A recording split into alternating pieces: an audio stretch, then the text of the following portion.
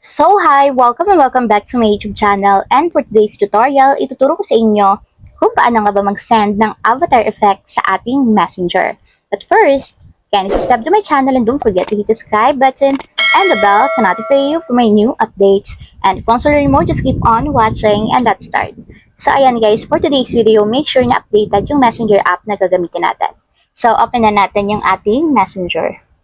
And then dito guys, sa ating chat list, pumili lang kayo ng isang conversation na kung saan mag-send tayo ng avatar or with avatar effect. So mag-open lang ako guys ng isang conversation. And dito, magsisend ako ng, for example, is good morning. So ayan. Halimbawa guys, nakapag-chat na kayo nan, ang gagawin niyo lang is itatap niyo itong nasa right side niya na emoji or nung avatar natin. Tap niyo lang to. And dito guys, lalabas na yung 5 different kind ng avatar effects. So, pwede siyang katulad nito, or ito, or ito. So, ito guys is yung parang in love. And dito parang English siya. And dito is laughing and crying. So, halimbawa is ito na lang. Piliin natin tong in love. And ayan guys, kung makikita nyo, ganyan yung lalabas once na nag-send tayo ng ganyan with avatar effects. So, magpe-play yan once na tinatap nyo yung pinaka-conversation.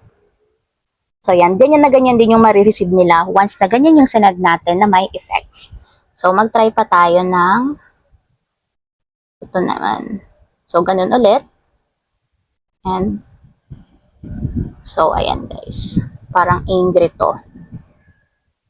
So, diba? Ang cute ng mga effects natin. Hi. So, ito. So, dapat guys, una muna is magta-type muna kayo ng mga word. And, tap nyo lang yung nasa right side niya. And, pipili na kayo. So, ayun lang guys. Ganun lang kasimple kung paano nga ba mag-send ng mga avatar effects sa ating messenger. If you have a question, kindly comment down below and don't forget to hit the subscribe button and the bell to notify you for my new updates. And, thank you for watching! Living life, every day, late at night, not okay.